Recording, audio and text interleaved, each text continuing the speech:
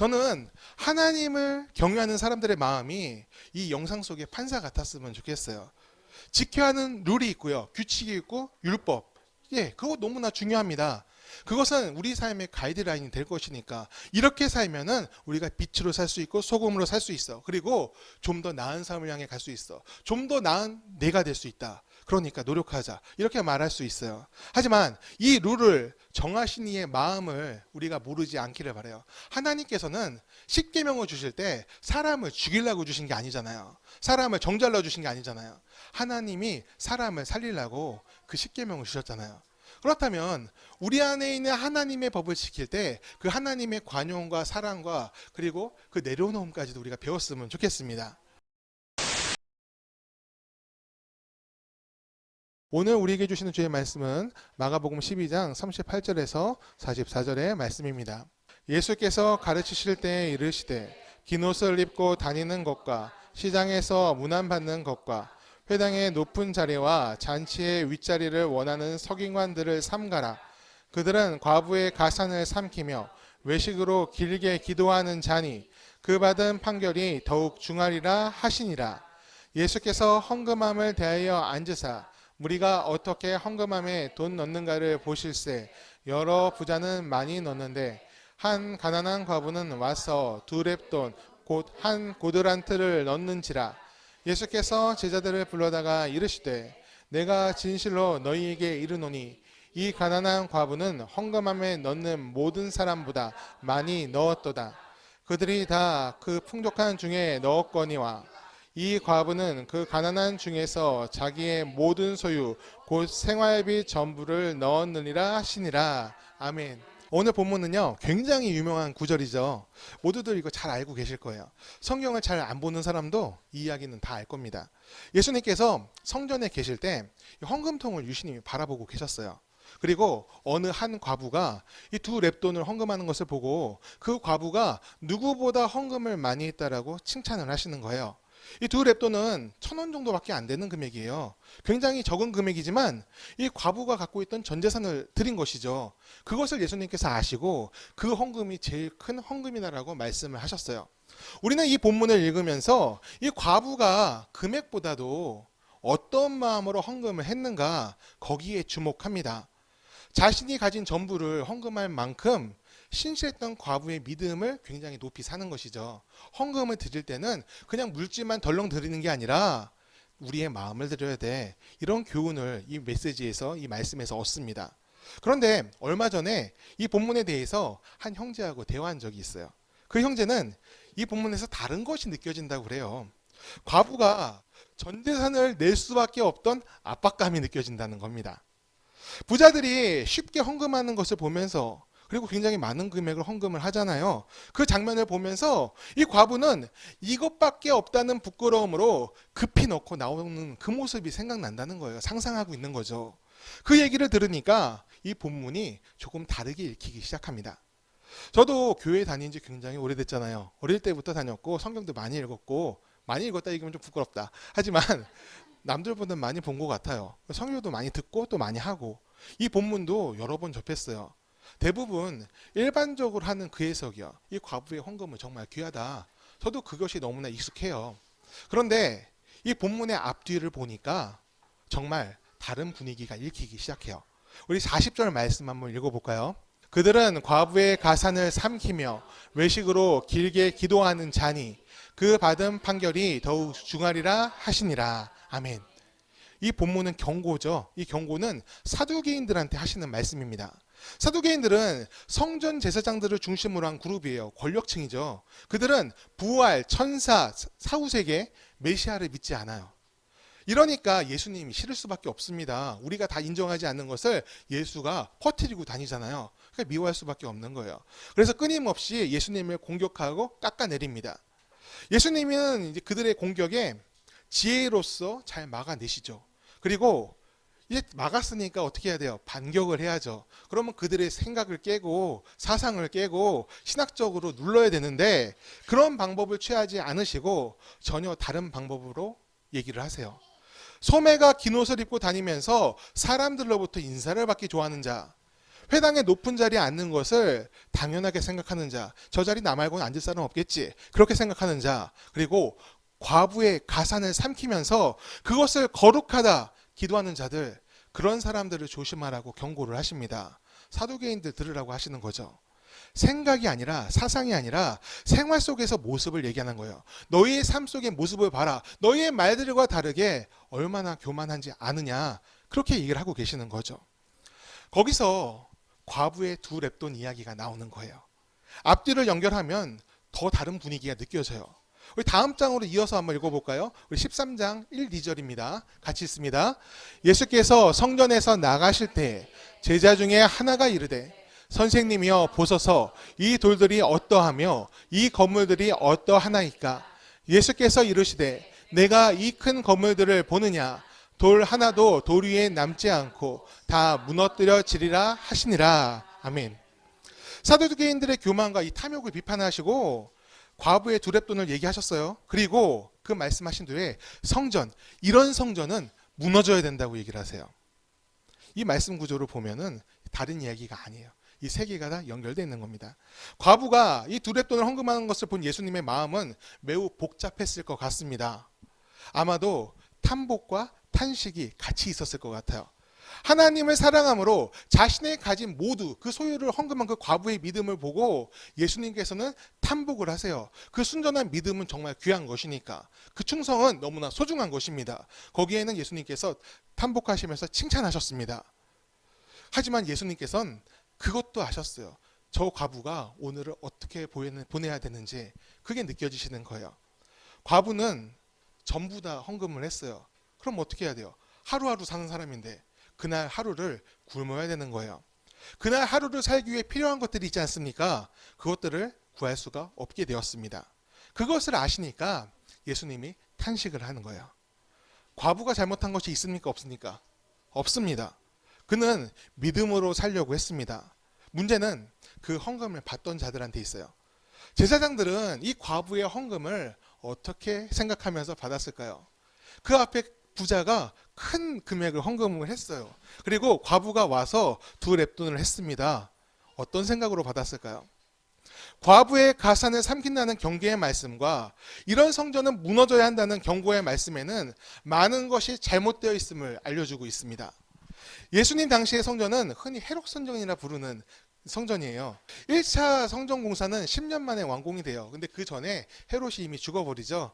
죽은 다음에도 그 성전을 계속 지었어요. 무려 성경에는 43년 동안 지었다. 그리고 역사적 기록에 따르면은 AD 63년에야 전부 다 완공되었다. 그렇게 얘기를 합니다. 예수님이 이 땅에 계실 때에도 이 성전은 계속 짓던 중이었던 거예요. 그럼 여기서 퀴즈 하나 낼게요. 성전 되게 오랫동안 지었잖아요. 이 성전은 무슨 돈으로 지었을까요? 네, 비슷합니다. 헤롯이 시작했으니까 나라 돈으로 지었을 거라 생각하는 사람들이 있어요. 근데 그 당시에 나라 돈이 어딨나요? 로마가 져줬을까요? 아니에요. 헤롯은 이미 죽고 없습니다. 그가 또 사대 출연했을 리도 없어요. 다 헌금으로 짓고 있던 겁니다. 헤롯은 도장만 찍은 거예요. 짓자고. 자, 성도들의 헌금으로 이 성전을 지었던 겁니다. 어찌 보면 당연한 거죠. 뭐 그들이 예배할 거니까 그들이 짓는 게 맞죠. 그런데 그 시작과 과정이 매우 잘못됐습니다. 헤롯은 하나님을 향한 순전한 믿음으로 이 성전 공사를 한 게 아닙니다. 그는 이방 출신이에요. 유대인이 아니에요. 유대인이 아닌데 유대 땅에서 왕이 되었죠. 로마를 배경으로 해가지고. 그러니까 이 유대인들의 환심을 사야 되는 겁니다. 이네들이 좋아하는 게 뭔가 봤더니 성전 짓는 거예요. 지금 성전이 너무나 초라합니다. 오케이, 그러면 내가 도와줄게, 허락할게. 그러니까 성전 짓자. 이러면서 제사장들의 마음을 삽니다. 그렇게 증축이 시작이 되었어요. 그러면 헤롯은 그런 정치적인 이유로 졌다. 그러면 제사장들이라도 제대로 정신을 챙겨야 되는데 그렇지가 않았습니다. 종교를 자신들의 권력으로 생각을 했어요. 권력은 나누면 돼요, 안 돼요? 아무도 나눠주면 안 되죠. 독점하고 싶어서 다른 세력들을 물리칩니다. 예수님 때 대제사장의 이름이 뭔지 아십니까? 기억하세요? 가야바예요. 가야바인데 예수님이 그 가야바 제사장 때 잡히십니다. 그런데 예수님이 잡혀가신 장소는 제사장의 집이라고 하는데 가야바의 집이 아닙니다. 직전 제사장인 안나스의 집으로 잡혀가세요. 그리고 이 안나스는요, 이 가야바의 장인입니다. 여러분 이 뭔가 이상하지 않습니까? 대제사장직은 세습직이에요. 아론의 제사장만 받을 수 있는 직계 세습이에요. 그리고 제사장이 살아있을 때는 다음 제사장을 뽑지 못합니다. 제사장이 죽었을 때만 아론의 자손이 이어받을 수 있는 거예요. 그런데 지금 전 제사장이 살아있어요. 그리고 지금 제사장은 그의 사위라네요. 이게 말이 안 되는 겁니다. 지금 제사장 제도가 이상하게 꼬여 있는 거예요. 이게 무슨 뜻이에요? 그들끼리 나눠 먹고 돌려 먹고 다 해먹고 있었다는 뜻입니다. 사람의 권력력은요 시대 불문입니다. 오늘이나 옛날이나 똑같아요. 절대 나눠주면 안 돼요. 우리끼리 다 가져야 됩니다. 그러니까 자기네들끼리 그 대제사장직을 주고 받고 그러면서 뭉치고 있던 거예요. 그런 시대입니다. 권력력이 가득한 자들은 물질력도 당연히 충만하죠. 권력을 지키는데 그 물질이 필요하다 생각하기 때문이죠. 그래서 그들은 율법도 자기 마음대로 이용하기 시작합니다. 마가복음 7장에 보면 고르반이라는 게 나와요. 우리 가이딩 하시는 분들은 배웠잖아요. 그때 고르반은 서원입니다. 하나님께 드림이 되었다라는 서원이에요. 그 서원은 바꿀 수 있어요, 없어요? 한 번 하면 취소가 안 됩니다. 그런데 이 고르반을 부자들 중에서 특히 젊은 부자들이 이용을 했어요. 나의 재산 너무 아까운데 내 형제들한테 나눠주기 싫습니다. 부모를 공양하는데 많은 재산을 쓰기 싫습니다. 그러니까 재산을 지키도록 도와주세요. 어떻게 하면 될까요? 고르반을 선언해. 이렇게 얘기합니다. 고르반을 선언하면은 그 재산에 손을 댈 수가 없으니까 누구만 손을 댈 수 있어요? 하나님만 손을 댈 수 있어요. 언제요? 하나님께 바쳐질 거니까 하나님 건 거예요. 그런데 하나님은 눈에 안 보이시고 돈을 요구하지 않으시죠? 그럼 누가 돈을 요구해요? 제사장이 요구하죠. 제사장한테 그것을 바치느냐? 그것도 아니에요. 서원한 사람이 나중에 서원 취소를 합니다. 그랬을 때 제사장이 받아주면 되는 거예요. 그럼 제사장은 뭐야? 그 호구인가? 뭐 다 들어주다가 다 못 차지했으니까 그게 아닙니다. 서원을 할 때 서원 예물을 받아요. 약속의 예물을 받습니다. 적지 않은 금액이겠죠. 그리고 서원 취소를 하게 되면은 또 그에 상당하는 예물을 받습니다. 서원하면 좋지만 그렇지 않더라도 내 손에 떨어지는 게 많은 겁니다. 그것 때문에 예수님이 화가 나셨어요. 그렇게 율법을 이용하면 안 되는데 개인의 탐욕을 위해서 하나님의 법을 이용하니까 자신의 권력처럼 활용하니까 그들이 예수님으로부터 비판받을 수밖에 없는 것입니다. 생각이 여기까지 이르면 과부의 두 랩돈이 다르게 보이기 시작해요. 자신의 모든 것을 낼 수밖에 없는 그런 압박이 그의 마음속에 존재하고 있었다는 겁니다. 저 사람은 저렇게 많이 내는데 그리고 여기에 참여해 복을 받는다는데 나의 고단한 삶에 조금이라도 빛이 있었으면 좋겠는데 주머니에 있는 거 다 낼 수밖에 없겠다. 그런 마음으로 냈을 수도 있겠다. 그런 생각이 듭니다. 사실 이러한 압박은 이 교회 역사에서도 많이 벌어져요. 중세시대에서 르네상스 시대로 넘어가던 시기에 로마에서 대성당 하나 있잖아요. 베드로 대성당이죠. 거기를 공사를 해요. 엄청난 돈이 들어가죠. 근데 그때 교황이 조금 욕심을 냅니다. 네 대에 못하면 누가 하면 돼요? 다음 때 하면 되죠. 근데 그렇지가 않았어요. 네 대에 다 끝내고 싶은 거예요. 그러니까 돈이 부족하잖아요. 그러니까 어떻게 하냐? 쥐어짜기 시작합니다. 잘 아껴서 짓든지 넘기든지 천천히 짓든지 그러면 되는데 그렇게 하지 않아요. 네 대에 다 끝내야 되겠다. 그러면서 면죄부를 발행하기 시작해요. 당신이 돈을 내는 순간 연옥에 있던 당신의 가족들이 천국으로 점프합니다. 이거 제가 농담하는 게 아닙니다. 진짜 그렇게 얘기했어요. 굉장히 유명한 설교자들이 거리를 돌아다니면서 그런 얘기를 했어요. 우리가 들을 때는 이것이 말이 되지 않는 이야기입니다. 구원은 뭘로 받죠? 믿음으로 받죠. 대가가 아니잖아요. 예수 그리스도를 영접한 믿음으로 우리 하나님의 자녀가 되었습니다. 이거요 다 아는 얘기입니다. 하지만 믿을 만한 사람들이 다른 얘기를 계속하기 시작했을 때 그것을 계속 들으면 그게 말이 되는 이야기가 됩니다. 내가 신뢰하는 종교의 지도자가 좋은 말로 설득하고 또 권면한다면 또 지옥에 대한 얘기로 두려움을 불어넣으면 이깟 돈으로 구원을 살 수 있다면 기꺼이 내야지 이렇게 바뀌어가는 거예요. 그런 마음으로 면죄부를 샀습니다. 많은 사람들이 앞다퉈서 동전소리 땡그랑 땡그랑 내가면서 면죄부를 구입을 합니다. 그러곤 내 가족을 천국에 보냈다고 나 잘했지 그러면서 서로 자랑을 합니다. 다 좋잖아요. 그럼 다 된 건가요? 아니잖아요. 여기서 루터가 열을 받아요. 열받아서 95개조 방방문을 써가지고 성당 벽면, 대학이죠. 대학 벽면에 붙여버립니다. 루터가 열받은 것은 그것이 복음이 아니었기 때문이에요. 순전한 복음이 돈으로 포장되고 매수되고 팔려나가니 하나님의 성령께서, 주의 성령이 루터를 움직인 거예요.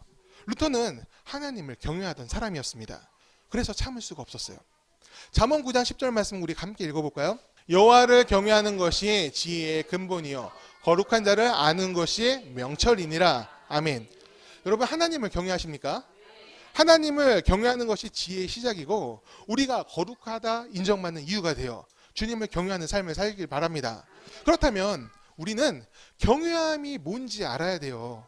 경외함이란 두려움과 존경으로 바라보고 마음으로 품는 것입니다. 두려움과 존경이 들어가야 돼요. 하나님을 두려워야 돼. 그냥 이것은 무서워한다는 뜻이 아닙니다. 말 잘 들어. 안 그러면은 벌 받을 거야. 이건 경외함이 아닙니다. 그냥 공포예요. 우리 하나님은 그런 공포를 받지 않으십니다. 그는 오르심으로, 그가 나의 하나님이심으로 존경하고 멀어지는 것을 두려워하는 거예요. 그게 우리가 말하는 경외함입니다. 하나님, 내가 주님을 사랑합니다. 주님께서 하신 일을 내가 존경합니다. 그리고 내가 주로부터 멀어지지 않게 하소서. 주님으로부터 멀어질까 봐 내가 너무 두렵습니다. 그것이 바로 경외함이라는 거예요. 과부에게는 그 경외함이 있었어요. 내가 하나님으로부터 멀어지면 어떡하지? 그렇기에 하나님을 사랑하는 마음으로 두 렙돈을 다 드릴 수 있었습니다. 하지만 그것을 받는 제사장들은 그 경외함이 없었습니다. 경외함이 없었기에 하나님이 진정 중요하게 생각하시는 것을 하지 않았어요. 그게 뭐예요? 이 과부를 살피는 거예요. 과부가 두 렙돈 했잖아요. 과부는 사회적인 약자잖아요. 그렇다면 그의 삶이 고단한 줄 알면서 그를 그냥 보냈습니다. 신경 쓰지 않았다는 것이죠. 오늘날에도 이와 비슷한 일이 일어날 수가 있어요. 어떤 교회에 나이 많은 권사님 한 분이 계셨습니다. 신앙심이 좋던 권사님은 재산이 좀 갖고 있었어요. 그래서 평소에도 교회 헌금을 많이 하고 언젠가는 더 많이 해서 더 좋은 일을 할 계획이 있다. 그런 마음을 자주 얘기를 하셨어요. 그런데 이 권사님이 치매 증상이 나타나기 시작했어요. 연로하니까 올 게 오는 거예요. 근데 이 소식을 들은 목사님이 마음이 조급해집니다. 왜냐하면 헌금 분명히 하시기로 했는데 그것을 잊어버리시면 어떡하나 그런 생각이 드는 거예요. 그래서 권사님을 찾아가서 헌금을 미리 할 것을 설득을 했어요. 권사님 어차피 할 거니까 미리 하시라고, 하나님을 위해서 좋은 일에 쓰겠다고 그렇게 얘기하면서 권했습니다. 과거에 서원을 했으니까 꼭 지켜야 된다고 이렇게 말하는 것을 잊지 않았어요. 그 말에 권사님은 거액을 교회에 헌금을 했어요. 그런데 그 소식을 들은 가족들이 들고 일어났어요. 아니, 건강도 온전치 않은 분인데 그분한테 그렇게 압박을 해가지고 헌금을 가져가는 게 말이 됩니까? 돌려주세요. 이렇게 얘기를 하는 거예요. 가족들과 상의가 전혀 되지 않았다는 것이죠. 여기서 이 목사님은 어떤 선택을 해야 될까요? 이 목사님은 이렇게 얘기를 했다고 해요. 하나님께 한 번 드린 것은 취소할 수 없다. 낸 것이니까 돌려줄 수 없다. 이렇게 얘기했다고 합니다. 상처받은 그 가족들은 전부 다 그 교회를 떠났습니다. 하나님을 경외해서 믿음의 행동으로 헌금을 냈지만 그 헌금을 받는 사람은 하나님을 경외하는 마음으로 받지를 않았습니다. 그가 하나님을 경외했다면 돈을 지키는 선택이 아니라 영혼을 지키는 선택을 했어야 합니다. 하지만 그분은 그러지 않았어요. 과부의 두 렙돈을 받은 제사장들은 어떻게 해야 됐을까요? 돈을 돌려줘라. 없는 중에 뭘 받냐. 그렇게 얘기하고 싶은 게 아니에요. 하나님을 사랑하며 기꺼이 드린 예물이라면 축복하면서 하나님께 올려드리는 게 맞습니다. 하지만 그냥 그 과부를 돌려보내면 안 되는 거예요. 하나님께 헌금을 했으니 당신의 형편을 하나님께서 다 채워주실 것입니다. 이렇게 립서비스하고 끝내면 안 되는 겁니다. 왜냐? 과부를 돌보는 것이 성전의 의무니까. 이게 무슨 말이냐? 구약 성경을 보면은 하나님께서 돌보라는 사람들이 있어요. 과부와 고아와 나그네들을 돌봅니다. 이거는 단순히 부자들한테 하신 말씀이 아니에요. 하나님을 섬기는 자들, 제사장들한테 하시는 말씀이에요. 여러분, 그 당시에 11조를 하는 사람들이 있잖아요. 11조를 어디다 합니까? 성전에 하잖아요. 그 11조 갖고 뭐 해야 됩니까? 제사장들도 먹고 사는 거 맞아요. 성전도 관리하는 거 맞습니다. 하지만 11조의 가장 중요한 기능 중에 하나는 가난한 자들을 돕는 거예요. 그리고 배고픈 자들을 살피는 겁니다. 제사장들이 해야 되는 거예요. 하지만 이 제사장들은 축복의 말을 할지언정 행동으로 그 축복을 전하지 않았습니다. 그들의 관심사는 오로지 성전에 있었어요. 이 성전을 얼만큼 아름답게 질 수 있을까? 이 성전을 얼만큼 확장할 수 있을까? 더 많은 헌금이 필요한데 부자들한테 더 독촉해볼까? 더 부자들한테 독촉해서 더 받아내볼까? 그런 생각만 하고 있던 거예요. 이러니까 예수님이 성전이 무너져야 된다, 그렇게 얘기하실 수밖에 없던 겁니다. 요한복음 2장 19절 말씀을 같이 읽겠습니다. 예수께서 대답하여 이르시되 너희가 이 성전을 헐라 내가 사흘 동안에 일으키리라. 아멘. 이 말씀 때문에 예수님이 신성모독에 걸리죠. 그리고 조롱받습니다. 십자가에 달리셨을 때 많은 사람들이 앞에 와가지고 자, 성전을 사흘 만에 짓는 자요, 빨리 내려와서 성전 헐고 지으라고 이렇게 조롱을 합니다. 근데 우리는 이 말이 무슨 뜻인지 다 알잖아요. 십자가의 죽음 이후에 부활을 뜻하는 거잖아요. 자신이 진정한 성전을 회복시킬 것이다. 너희는 눈에 보이는 것을 성전이라 말하며 그것을 아름답다 말하나 나는 영혼의 성전을 지을 것이다. 하나님이 기뻐하시는 그 성전을 내가 지을 것이다. 그 얘기잖아요. 십자가 희생 이후 성전에 있던 지성소, 거기서 휘장이 둘로 쭉 갈라집니다. 이게 무슨 의미일까요? 이젠 중간 제사장이 필요 없다는 거예요. 우리가 하나님께 직접 나아갈 수 있다는 겁니다. 예수님의 희생으로 우리는 주님과 직접 만날 수 있게 되었습니다. 예수님이 재건하신 성전은 이 건물이 아니라 우리 안에 세워진 믿음의 집입니다. 여러분, 우리가 그 성전이에요. 여러분, 하나님을 경외하십니까? 하나님을 존경하고 두려움으로 그분과 멀어질까 봐 그런 두려움이 우리 가운데 있습니까? 시내산 앞에서 이스라엘 백성들은 십계명을 받죠. 그런데 그 장면이 너무너무 무서웠나 봐요. 그래서 그들이 하나님 앞에 나가지 못합니다. 모세한테, 모세요, 우리는 여기 있을 테니까 당신이 갔다 오라고. 그리고 모세만 보냅니다. 그리고 정작 자신들은 하나님 앞에서 숨어버립니다. 그리고 우상을 숭배하면서 더 패역한 사람이 되고 말았죠. 우리가 하나님께 느껴야 되는 두려움은 그로부터 멀어질까 염려하는 것이 되어야 돼요. 그분이 나를 심판하실까 염려하는 것은 우리의 걱정이 아니에요. 자녀를 훈계하는 부모의 마음이 어떤지 아십니까? 다 아시잖아요. 죽일 듯이 훈계를 해도 죽이지 않아요. 딱 하나죠. 바르게 컸으면 좋겠다. 좀 더 나은 삶을 살았으면 좋겠다. 행복했으면 좋겠다. 이게 부모 마음 아니니까 하나님도 마찬가지예요. 그 마음으로 우리를 바라보고 계세요. 그러므로 우리는 그 주님으로부터 멀어지는 것을 두려워해야 합니다. 그 뜻을 따르지 못할까 봐 두려워하고 내가 어리석어서 하나님께 누를 끼칠까 그것을 염려해야 합니다. 그런 마음이 주님을 경외함이 되고 하나님을 향한 사랑을 더 깊어지도록 이끕니다. 그리고 내 삶에서 옳은 선택을 하는 지혜가 됩니다. 옳은 선택은요, 이게 아무나 하는 것이 아니에요. 마땅히 옳다는 가치를 따를 용기가 있는 사람이 옳은 선택을 하게 됩니다. 이 용기는 어떤 용기일까요? 영상 하나를 준비했어요. 이 영상을 보고요, 말씀을 마무리하도록 할게요. 한 고등학생이 잠을 자려고 학교 도서관에 무단 침입했다가 체포되었습니다. 판사가 부모님이 어디 계시냐고 묻자 Your Honor, I'm 17. I got accepted to Stanford on a full scholarship. My mom died when I was 14 and my dad left me alone. I've been sleeping in the library after the janitor's leave. I sleep on the couch and leave before anyone arrives. I was going to make it 3 more months until graduation. I thought I could just keep my head down. 3 more months and I'd have a diploma, a dorm room, a meal plan. Broke into school property after hours repeatedly. This is criminal trespassing regardless of his circumstances. This child has been homeless for 3 years, sleeping in a library, maintaining a 4.2 GPA, got into Stanford, and you want to give him a criminal record 3 months before he escapes this nightmare? Not in my courtroom. Charge dismissed. Son, you're going to college. This court will make sure of it. 누가 이 학생에게 죄를 물을 수 있을까요? 이 청년이 스탠포드 대학, 굉장히 유명한 대학이죠. 거기 합격을 했어요. 그런데 이 청년의 배경이 너무 안 좋습니다. 어머니가 일찍 돌아가셨고, 그리고 아버지는 버리고 있을 데가 없는 겁니다. 학교는 다니는데 있을 곳이 없으니까 도서관에 몰려 숨어 들어가서 거기서 자고 먹고 한 거예요. 그러다 걸렸어요. 근데 학교는 이미 합격을 했네. 재판이 회부되었는데 여기서 유죄가 인정되면 전과자가 되는 겁니다. 전과자가 되면, 이 전과자가 되면 합격이 취소가 돼요. 그렇게 되면 이 노숙자의 형편에서 벗어날 수가 없는 겁니다. 학교를 들어가야 기숙사를 가고 장학금도 받고 숙식이 다 해결되고 나의 다음 미래를, 다음 스텝을 밟을 수 있는데 다 막혀버리는 거예요. 좌절이 내리꽂히게 되는 겁니다. 열심히 노력했던 시간들이 헛되게 됩니다. 누군가는 이 청년을 향해서 이렇게 말할지도 모르겠어요. 그러길래 법을 지켰어야지. 어려워도 법을 어기면 되냐? 지켜야지. 네가 저질렀으니까 네가 책임져야 된다. 이렇게 말할 수도 있어요. 하지만 우리가 본 이 영상 속의 판사는 다른 판단을 하죠. 관용과 자비를 이 청년에게 베풀었습니다. 누군가가 책임을 져야 한다면 이 법정에서 제가 책임지겠습니다. 이렇게 말을 했어요. 법을 어겼지만 그것은 어쩔 수 없는 선택이고 또 악의가 없었음을 알았고 그 청년의 형편과 사정을 인정해 준 것이죠. 이런 선택은 또 이런 판결은 너무나 당연해 보이지만 사실 세상에서 이런 판결을 보는 것이 쉽지가 않습니다. 빵 하나 훔쳐서 평생 쫓겨다닌 사람이 있죠. 우리는 그를 장발장이라 부르죠.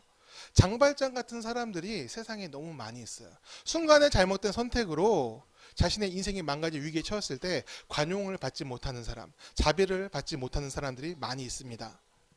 반면 그런 사람들을 살피면서 자신이 가질 수 있는 이익을 내려놓는 사람들의 이야기 드물지만 그래도 들을 수가 있어요. 오늘 영상도 그 중에 하나인 거죠. 저는 하나님을 경외하는 사람들의 마음이 이 영상 속의 판사 같았으면 좋겠어요. 지켜야 하는 룰이 있고요. 규칙이 있고 율법. 그거 너무나 중요합니다. 그것은 우리 삶의 가이드라인이 될 것이니까 이렇게 살면은 우리가 빛으로 살 수 있고 소금으로 살 수 있어. 그리고 좀 더 나은 삶을 향해 갈 수 있어. 좀 더 나은 내가 될 수 있다. 그러니까 노력하자. 이렇게 말할 수 있어요. 하지만 이 룰을 정하신 이의 마음을 우리가 모르지 않기를 바라요. 하나님께서는 십계명을 주실 때 사람을 죽이려고 주신 게 아니잖아요. 사람을 정죄하려고 주신 게 아니잖아요. 하나님이 사람을 살리려고 그 십계명을 주셨잖아요. 그렇다면 우리 안에 있는 하나님의 법을 지킬 때 그 하나님의 관용과 사랑과 그리고 그 내려놓음까지도 우리가 배웠으면 좋겠습니다. 그 룰을 정하신 하나님의 마음을 헤아리면서 그 섬세한 마음이 우리의 마음이 되길 바랍니다. 과부의 두 렙돈을 바라보며 예수님은 과부의 믿음에 감탄하시고 제사장들의 그 기계적인 행위, 그러니까 줬으니까 받지, 그 기계적인 행위에는 탄식을 하십니다. 사람을 살피고 지키고 함께하는 믿음이 우리에게 있기를 바라요. 우리가 그 마음이 없다면 우리도 그 제사장들과 별반 다르지 않을 수도 있어요. 그 행동들이 우리가 하나님을 경외하는 그 마음에서 나오기를 원합니다. 주께서 우리를 사랑하셨으므로 우리가 세상을 또 사랑할 수 있고 주께서 높은 가치를 추구하셨으므로 우리가 그것을 이루긴 너무 힘들지만 그럼에도 오늘 우리는 한 발짝 더 갑니다. 그런 믿음의 고백이 우리의 고백이 되길 바랍니다. 찬양하고 같이 기도하기 원하는데요. 세상을 향해서도 우린 진짜가 되어야 됩니다. 진짜 하나님의 자녀가 되었으면 좋겠어요. 또 하나님 앞에서도 진실함을 갖춘 그리스도인, 하나님께서 나의 사람이라 말하는 사람들이 되기를 간절히 축원합니다.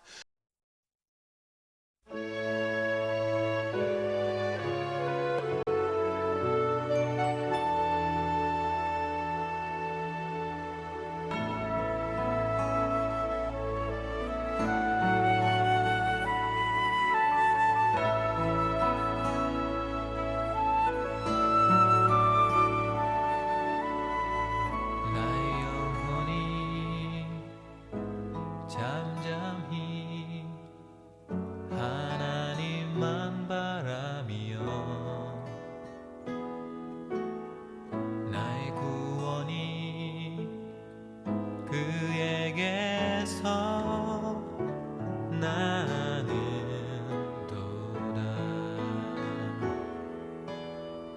나의 영혼아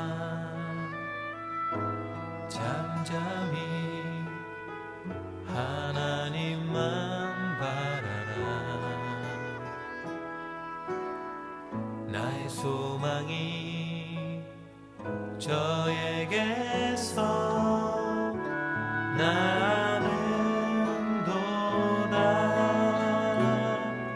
오직 주만이 나의 반석, 나의 구원이시니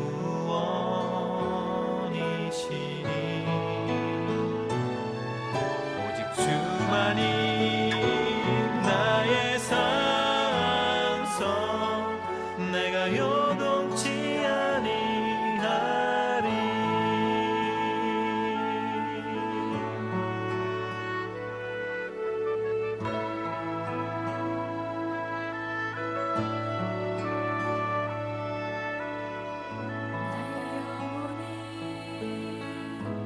간절히 영원히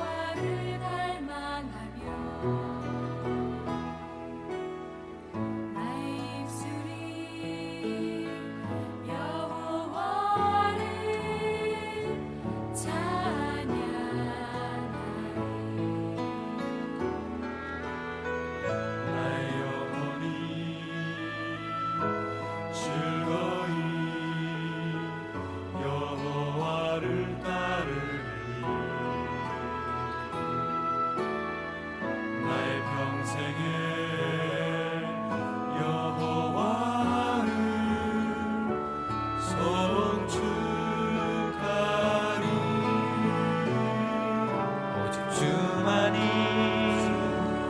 나의 반석 나의 구원이시니 오직 주만이 나의 산성 내가 요동치 아니하리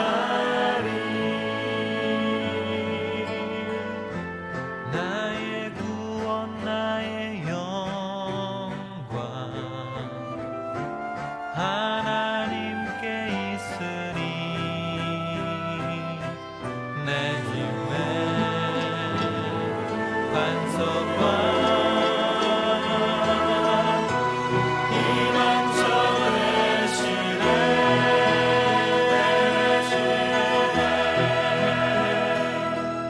오직 주만이 나의 반석 나의 구원이시니 오직 주만이 나의 산성 내가 요동치 아니하리 내가 요동치 아니하리 내가 요동치 아니하리